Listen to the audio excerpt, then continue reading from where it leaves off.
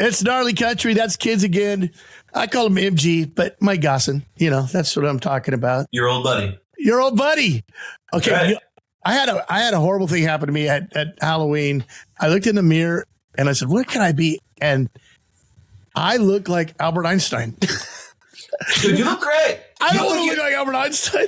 You know what's funny is that you and I haven't seen each other in a long time. Right. And you look just like you did last time I saw you, which is great. You look young. You look good, man. I feel, I do feel young, and I love this. And I really love the fact that you are like, people don't understand when you come off the success you had. That's a 1 in a million chance to even have that happen.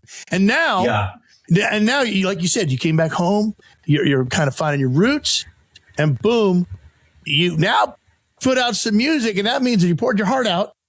And these are your new babies. I feel awesome just being able to get a piece of you. You know what I mean? That's what it really is. That means a ton, man. I mean, it's just a testament to the good man that you are, reaching out and saying, hey, I'd like to do this, number one. Well, and number two, just, I don't know. I'm just the luckiest guy. I getting to do what we did. And I guess thanks to people like you, that give us the opportunity to keep on going, man. That's the whole thing. Not giving up. Well, here's my thing is I think the business has changed, the music business, the radio business, all that stuff. And I think because of the technology, there's new ways for you to connect with your audience than before. Sometimes it's scary that they can just write a message and you see it, Like, oh, wow. Okay. Yeah. But it's a whole different world from when we were in it. I mean, if you think about it, we were kind of in that last era of like CDs.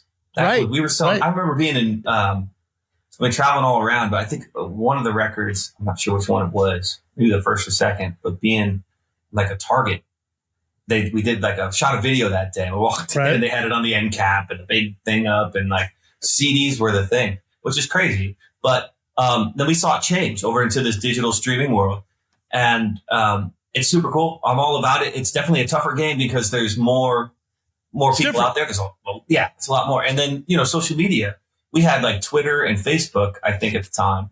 Right. And now it's TikTok and Threads and there's all this a other million stuff. of them. I don't even know them all. Yeah. I'm still getting a handle on it, but I love being able to let people in. You know what I mean? Like let people see the inside of making a record or what you do every day and stuff like that. It's really cool. Well, let me ask you this. So everyone used to their CDs when they came out? Didn't you go to a record store like at midnight on Monday, or they were released on Tuesday, right? Yep. So that was kind of the tradition. So everybody does it. And so the first time Gloriana's CD comes out, you guys go to a record store Monday night at midnight or whatever.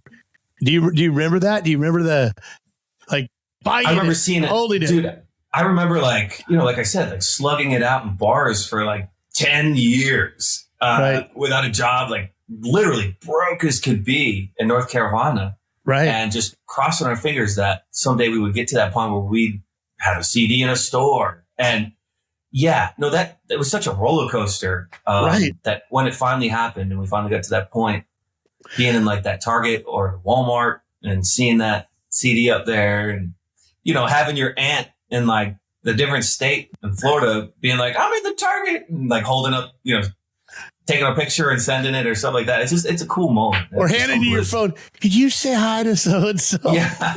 Somebody you don't even know. You're like, okay, whatever. Well, okay. Well, tell me about the song Shine. Is it any moonshine involved in this, or is it the shine of a light? I think you and I have drank some of that together at some point. We have. Not necessarily a drinking song, but it could be the double meaning. You never know. Right. This one was the last song that I recorded for the album.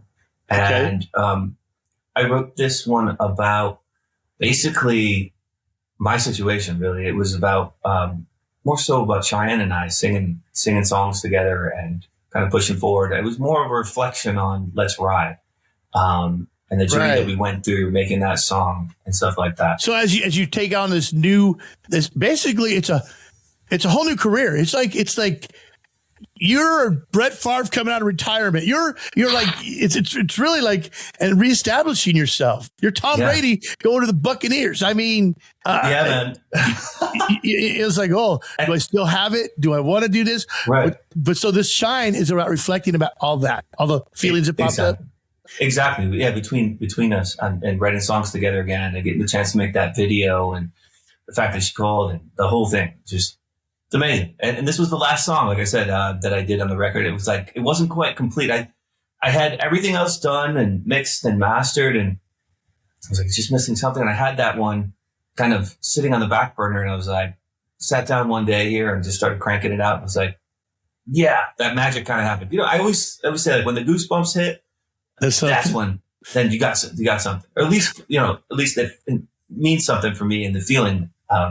Well, I have a question. What is a bridge? People always say it's a bridge. Is that what? Here's what I think it is. I think it's like you write your song, but then you introduce more new information, and it changes the meaning of the song. Is that kind of what it is? Yeah. No, you're on it. That's very close. So, bridge usually happens. So you got your chorus, which is your main part of the song. Right. You get your verses, which are the stories that lead up to those choruses. There's usually 2 verses and 2 choruses. It could be much more. There's no rules. Okay. But usually, like, after a second chorus, which is the main catchy part that everybody knows and is familiar with. Your hook. Yeah, your hook. After usually the second chorus, way back when, it was like guitar solos.